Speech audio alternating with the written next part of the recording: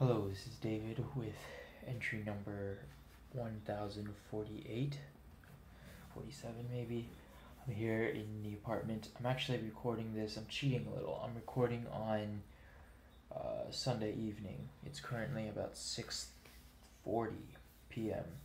and I'm gonna probably just start zoning out. And I've found that recording kind of midday on Tuesdays is a little hectic for me, so I think this might work a little better, but in the future I'll probably end up just recording on Tuesdays anyway.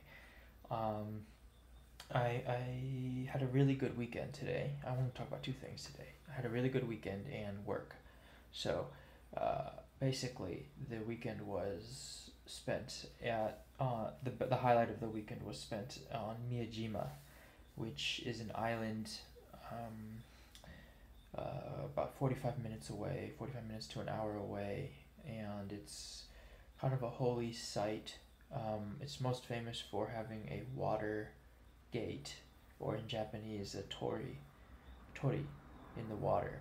It's kind of like looks kind of like an H with no top points on it. So it's just like a line or a bar of wood, and then two kind of feet or two legs, and then multiple feet sometimes. Like this one is probably 6 legs or 6 feet because it's in the water and needs more support, and it's huge.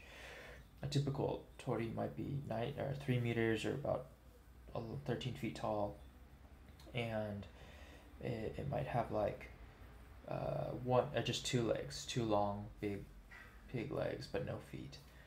Um, it's a pretty nice experience. It's a nice island. It takes about 10 minutes to ferry over because the ferry's slow. It could take probably one if the ferry was fast, but you disembark onto the island, and there's lots of wild deer running around, which is really nice to see.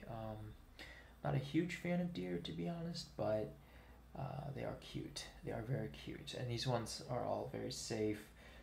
I think they do attack people occasionally. You're not supposed to feed them, and you're not supposed to touch them, but I still touched one because they're so cute. And um, they shave their horns down so the males aren't super dangerous. They'll still butt you and they'll still trample you if they get the chance because they're deers, but they're really cute, and they're pretty docile because they've lived their whole lives with humans.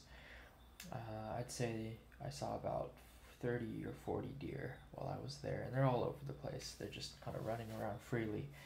It was a really good time.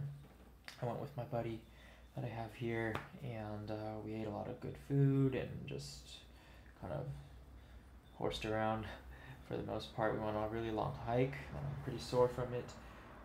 On the island, as with most islands, there's a large mountain, and it's not it's not a huge hike. I think it's like 2.4 kilometers. It's pretty, a lot of switchbacks. It's a little steep, but it's not impossible. And it took about 50 minutes to get up, and then it took me about 30 minutes to get down because I'm really fast when I come down a mountain. I like to go full bore. I think until I get really seriously injured, I'm not gonna ever not go as fast as I can get down a mountain. And it's just some weird thing I have in me that I must go as fast as humanly possible when I go down a mountain. I don't know what that is, but it was a really great time. Excuse me. It was a really good time. We did end up having to meet the other teachers, which I wasn't super thrilled about, but they were mostly harmless, and it was pretty much a good time overall. I wanted to do a little more elaborating on part two of this talk about my role as the union leader here. So basically, since I'm not fluent in Japanese and I can't read it. If you don't know, Japanese has a written system that is fairly convoluted. They have two phonetic, or not even two. They have one phonetic written language, and then two symbolic, or like two kind of more. I guess there's two phonetic, and then one that's only symbolic, and it's complicated. And there's the one system is called hiragana, which is like developed, I think, in the 1500s or maybe 1400s, and then katakana was developed later, like I think in the 1600s or 1700s, and then their main system that actually almost everyone here can use is called kanji, and it's essentially Chinese characters uh, with with Japanese pronunciation or Japanese meaning. So it gets really complicated really fast, and um, I can read some of both katakana and hiragana, but I can't really do maybe like 0.01% of the kanji. And to do anything with legal stuff, you need to be very fluent in kanji, with your kanji, and I'm not. So there is a kind of a pointless aspect to me being this union leader. Um, but what I can do is I can kind of be the conduit between myself and the Japanese contact that our union uses. And so the other teachers are all in it pretty much, I think, except for one. And it it's not an extremely, I would say it's not like an extremely well, it's not arduous, it's not difficult. It's just a lot of trying to just talking to people and making sure they're okay with their work hours. And unfortunately, we have a boss here that is not super keen on respecting the kind of the work laws here, labor laws. So like there's a lot of finicky stuff that we have to put up with, and it's kind of a balance. I know it probably shouldn't be, but there is a balance to kind of what we allow her to get away with and what we don't.